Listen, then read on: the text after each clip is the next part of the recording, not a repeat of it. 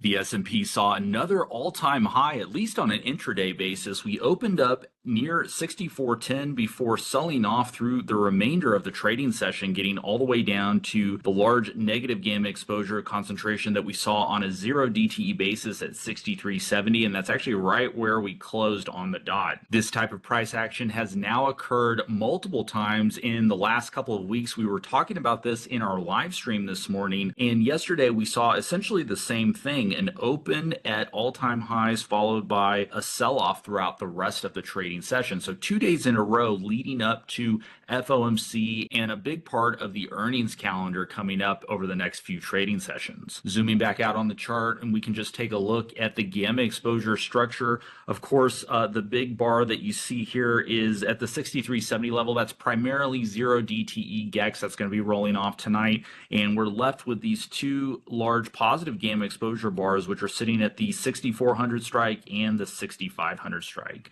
So as has been the case over the last several weeks, the market is skewed higher and is positioned in the options market for higher prices. However, we are starting to see a little bit of rolling over in the market in general. And so this could be a point in time where we see traders and investors off sides. If we come over here to our gamma exposure data graph, we see the S&P 500 still in positive gamma exposure territory. But when we look at the SPY, we actually see the SPY closed in negative gamma exposure territory, not by much, but it is a notable shift. This is one of the few closes in negative gamma exposure territory that we have seen over the last several months. Same thing with the Qs. The Qs closing essentially flat, 24 million. And same thing with IWM. IWM also closing in negative gamma exposure territory. So basically all of the major index ETFs that we track are closing either at their 0 gamma level or in negative gamma exposure territory. The one standout is S&P 500 itself. And so that's what we're going to be watching tomorrow and Thursday as we go through FOMC and the big earnings releases coming up. Thanks, Anthony. You know, I noticed IWM continues to move more negative in terms of the net GEX. Today we're at 581 million negative GEX for IWM. So I'd like to consider IWM the canary in the coal mine, or maybe the canary in the cobalt mine, to modernize the saying.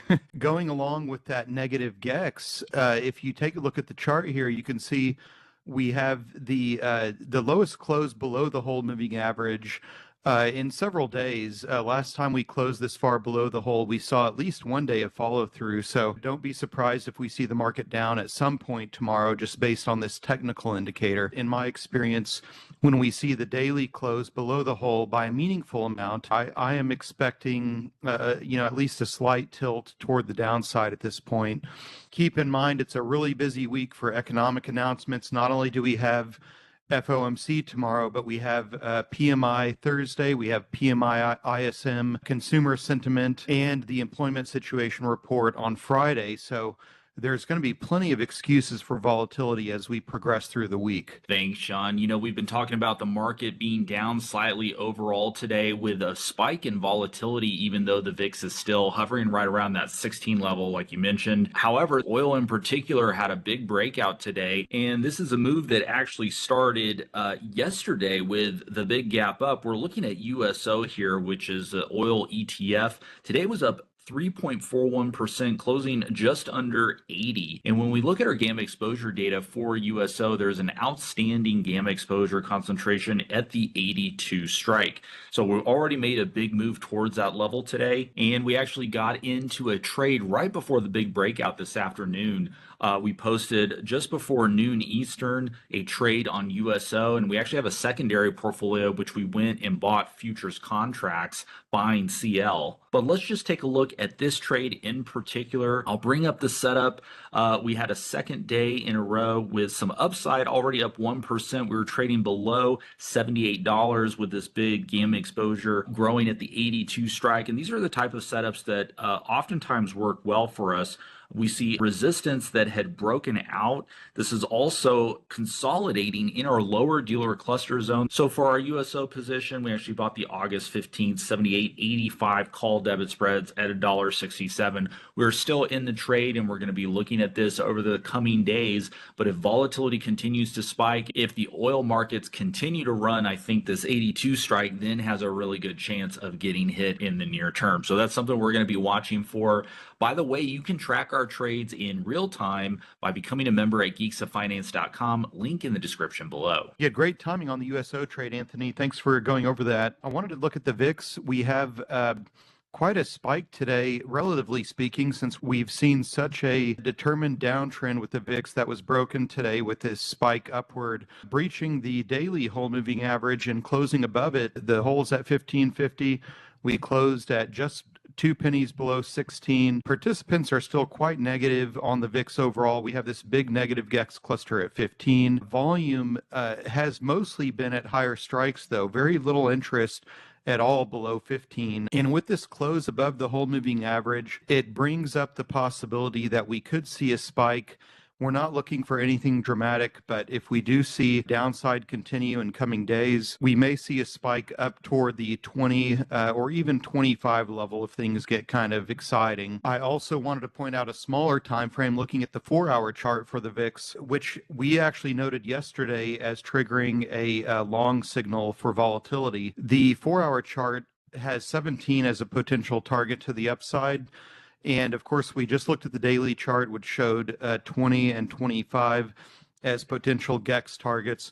Thanks, Sean. Let's take a look at Google, one of the bright spots in the market today, up 1.65%, closing up at 195.75. Google's been on a really nice run over the last couple of weeks. You can see we've been holding this 50-period moving average. It's actually the 50-period EMA on the 15-minute chart. That's been holding really nicely over the last 2.5 weeks. Google has largely recovered after its earnings. We saw a gap up after its earnings release the next day, which then ultimately was sold off and now has seemingly recovered up above 195. And then when we look up the options chain, we see large gamma exposure at the big 200 strike. There's also a lot of volume there today, over 100,000 contracts at that level. We're also seeing gamma exposure all the way up to the 210 strike as well. This is a name that we do currently have a position in. We are playing for these larger gamma exposure concentrations and expecting to move up into those levels in the coming weeks. If the market does decide to fall apart here or have a temporary pullback,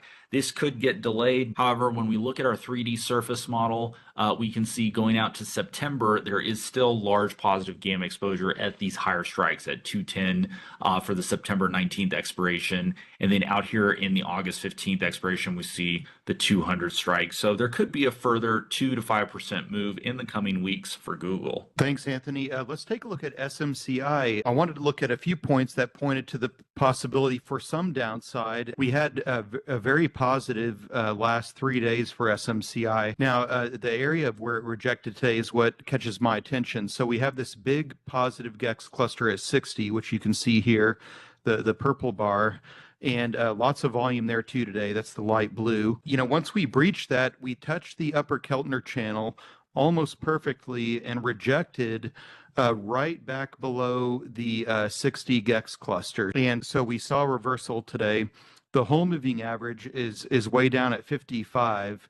And usually when we see price diverge from the whole, at some point they end up meeting again. With today's close at 58.63, I'm seeing the possibility of reaching the 55 GEX cluster, which is interestingly right at the whole moving average.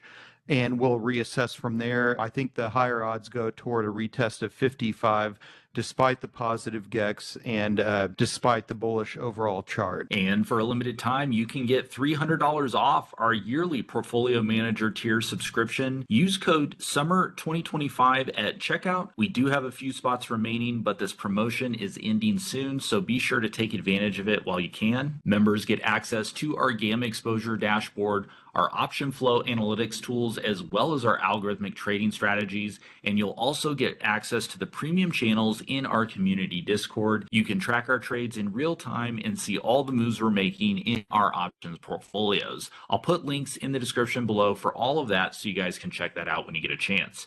Thanks so much everybody for watching, and we'll see you guys in the next video.